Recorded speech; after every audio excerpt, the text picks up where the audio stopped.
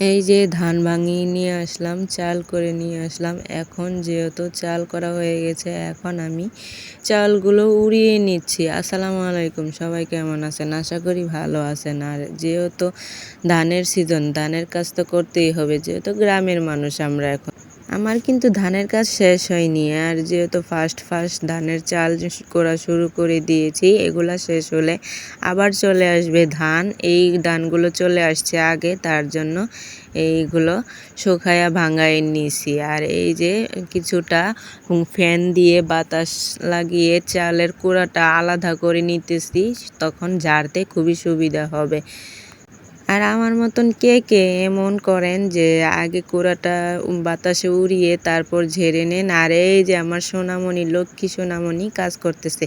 যাই হোক, মাশাল্লাহ, আমার 2 ছেলে মেয়ে সুন্দরভাবে কাজ করে, আমাকে হেল্প করে। তামিম করে গেছে, এখন সাদিয়া করতেছে। আর একটা সময় কিন্তু আমি চাল কি জিনিস ঝাড়তেই পারতাম না, আর মাশাল্লাহ এখন কিন্তু আমি সবই পারি। কেউ তো আর ছোট থেকেই কাজ শিখে আসে না, যাই হোক দেখে দেখে কাজ শিখতে হয়। যাই হোক, আমি বিয়ের পরে কিন্তু সব কাজ করা শিখে গেছি। আলহামদুলিল্লাহ, এখন আমি কিন্তু আমার আম্মুর থেকেও বেশি কাজ করতে পারি। আমার আম্মুও অনেক ধন্য, বলে যে তুমি আমার থেকেও অনেকটা কাজ শিখ। সন্তানের প্রশংসা যখন মা বাবার কাছে থেকে শোনা যায়, তখন কিন্তু মনটা ভরে যায়। আর যাই হোক, বাবা মা সবসময় চায় সন্তানের মঙ্গল।